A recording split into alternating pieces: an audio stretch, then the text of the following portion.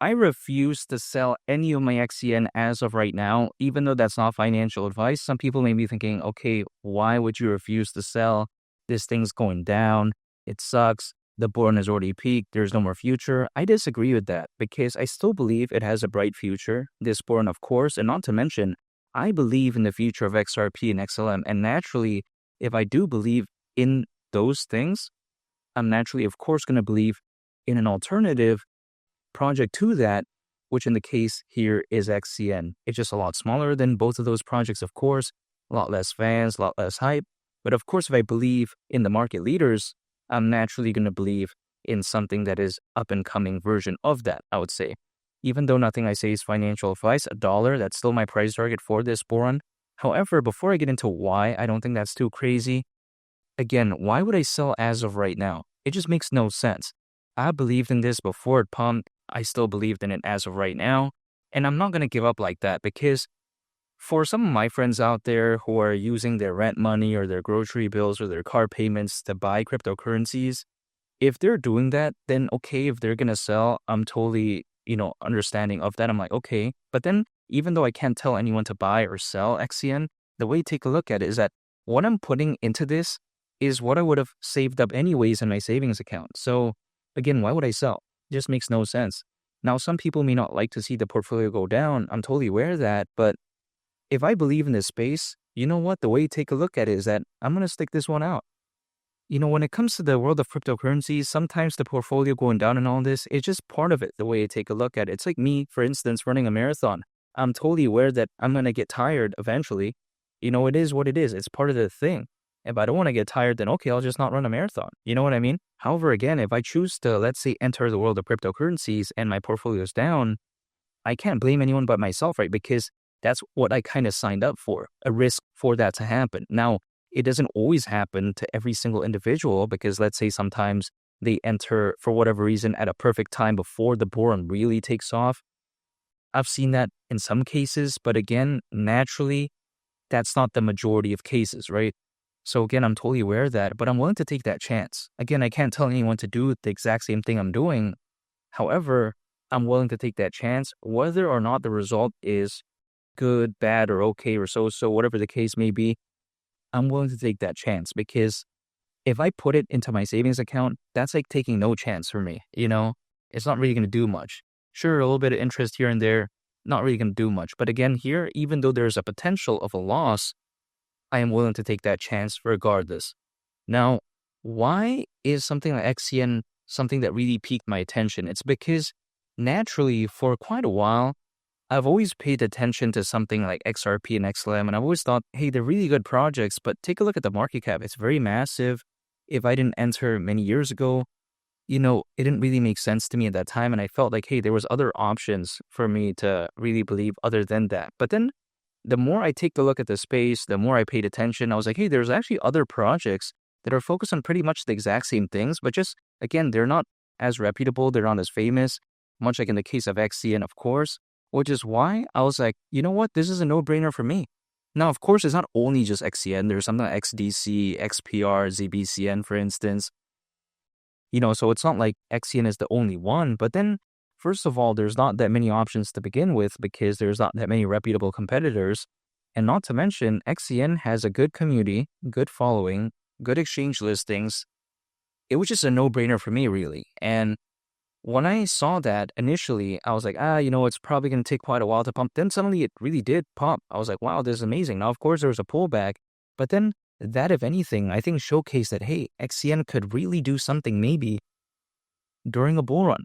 It's already kind of confirmed that a little bit not too long ago, but I think that, if anything, is actually good news because it showcased that, hey, when the bull run is actually doing somewhat pretty good, we've seen how some of the attention didn't flow to something like XCN.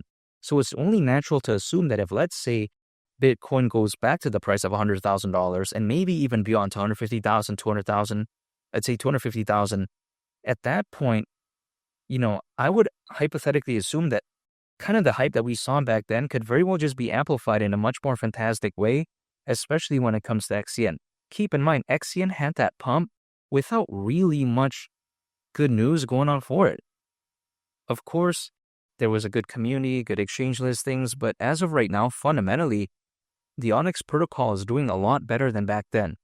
They're now having a game plan when it comes to Goliath, this amazing layer 1 blockchain allegedly, or supposedly, for the world of finance. They're planning to launch the testnet in Q3 of this year and the mainnet in Q1 of 2026. At least they have a roadmap, right? They have a game plan. And I think fundamentally, I would arguably say that it's better right now than before. But then, of course, in terms of the price, that's not the case. But again, it's just a lot of people panic selling, a lot of people exiting. The market isn't necessarily doing the best either. So, of course, the price is going down, even despite the fundamentals actually doing good. But even besides that point, when I take a look at XCN, why isn't $1 crazy? It's because we've seen something like XRP reach well beyond $100 billion in market cap. Well, it still has it as of right now, but I'm just saying, the way to take a look at it is that some people may think that, hey, that's not good enough when it comes to XRP, which it isn't, in my opinion, because I think it could hypothetically achieve much more than that during a fully fledged bull run. However, if we take a look on the flip side, XCN going to the price of $1, considering current circulating supply, market cap around $32.5 billion. I mean, that's like a very small fraction of XRP as of right now, even despite many people considering that, hey, this isn't even its full potential yet. So during a fully fledged bull run, let's say XRP's at the price of around $10 or $15.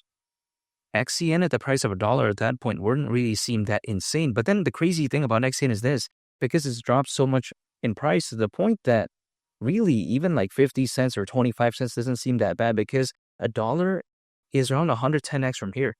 So even 50 cents is already over a 50x. You take a look at 25 cents, around a 25x. I mean, really, the way you take a look at it is that when it comes to something like this, it doesn't even seem that bad anyways. Like even let's say as a worst case scenario, XCN only goes to 25 cents or 10 cents. That's still already very fantastic theoretically. So the way you take a look at it is that this is a no-brainer for me. You know, on top of XCN being way smaller than XLM and XRP, naturally, in terms of percentage price increase, it could hypothetically perform a lot better. So again, why would I not believe in this? There's over 600 million crypto owners as of right now, according to Crypto.com research. All I gotta do is just stay patient and just wait. That's it. Because some people are wondering, oh man, why isn't it pumping? Here's the thing. Sometimes things just pump when we least expect it to do so. Keep in mind, again, XCN pumped back then, right? Not too long ago, of course, but I'm just saying, I wasn't expecting it to do it that fast. I was like, oh wow. But of course, I think that if anything kind of showcased that, hey, in the future, if XCN hypothetically does have a massive resurgence, it could very well also be at a time where I least expect it to do so. So all I got to do right now is just accumulate, stay patient, and just wait. That's it. It's just a waiting game. It's a game of patience, really. You know, unless I'm a day trader, which I'm clearly not, you know, of course, it's a different case where I'm day trading. And let's say I'm using leverage and I'm trying to, you know, make moves each and every day or whatever. That's not what I'm doing. By dollar cost averaging, it's just acquiring and holding. That's it. I get it. It's a little bit boring and it's just a game of patience, really. And it's not as flashy or as cool. Some people would argue it's day trading or using leverage, but I'm not willing to take that risk and I'm not willing to stress myself out for no reason like that.